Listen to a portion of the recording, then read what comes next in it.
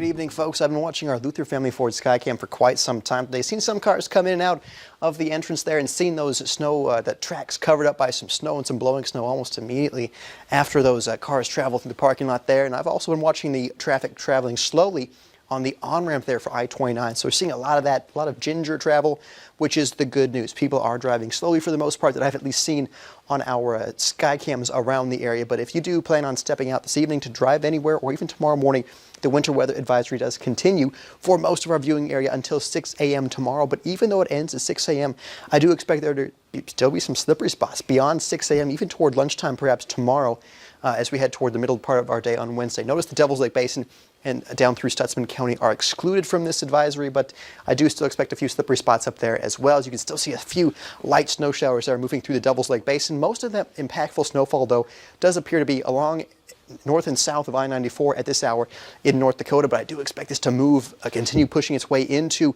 Minnesota and then some heavier snowfall down there near Watertown, heading towards, say, Richland County. So we do expect that to move into Minnesota here through the overnight hours as well. This is a big system. We've got snow, heavy snow, from Milwaukee down through Rockford, Illinois, down through Kansas City, as well as down toward central Oklahoma, where there's some heavy rainfall with this system. So it's a big one, and the good news is we're on the far north side of that, so we're not seeing as heavy impacts as those folks further in toward the middle part of the country. Here's visibilities. We're seeing visibilities have improved a little bit to 1.5 miles or so in most locations or greater. 7-mile visibility in Roseau. Things have really improved for our friends in Devil's Lake, a 9-mile visibility there, but that just adds to the danger with traveling in the dark, in the snow, is those reduced visibilities, especially with some blowing snow possible in a few spots with those winds out of the south, around 10 to 15.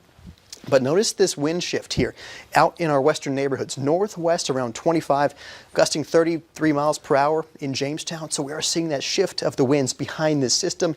And when that northwesterly wind does kick in, it will finally push all the snowfall out off toward the east. The hour by hour shows us nicely as we head toward the, say, midnight hour or so. Those northwesterly winds are coming in and kicking that moisture off into Minnesota. So we'll still see some snowfall in the overnight hours into Minnesota, but by 7:30 a.m., those northwest winds will be in full force, pushing that moisture out of the way, bringing some drier air in.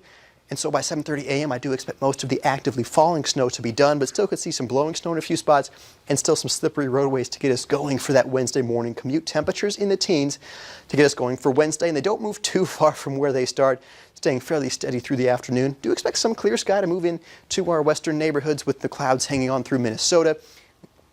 Could see some lower 20s in the warm spots for the afternoon tomorrow, but that's about all we'll squeeze out of the temperatures as we'll have that fresh snowfall, those northerly winds, and then as we head toward the later hours tomorrow night, dry air, clear skies, fresh snow is going to team up for the trifecta for cold temperatures Thursday morning. And this is still about how much we're expecting total. The colors have not populated on this map for a couple of hours, but it's still expecting 2 to 6 inches or greater on the Minnesota side of the river, and still that trace to 4 inches total when everything's said and done come later on tonight. But there's your hometown forecast. You see those 20s in the warm spots with teens in the cloudier Minnesota. Tomorrow could see some lower 20s also out toward Jamestown, where we could see a bit more of that sunshine in the afternoon. Here's our beautiful photo of the day from Ulen, Minnesota. Melissa Smith uploaded this beautiful photo of the snowfall there in the foreground, but you can kind of see through the snowfall those grain towers there. But this is from 1:30 this afternoon. Definitely seeing how that snowfall reduced those visibilities, but a beautiful shot there from Ulen. Here's how things look into 2021. New Year's Eve starting off cold, as we said, that dry air, clear skies, 3 degrees to get us going for Thursday. Warming up into the teens and 20s for Thursday, but then for New Year's Day, January 1st of 2021, 20 degrees sunshine to welcome us into 21. And then we've got temperatures in the 20s and 30s even as we head into toward the first weekend and the first business week of 2021 as well. So Stacey, things look pretty quiet for us as we move into that first few days of 21. Fantastic. Yeah, sunshine sounds especially great compared to that picture there. Yikes. Yes, exactly. All right, thanks so much, Nathan.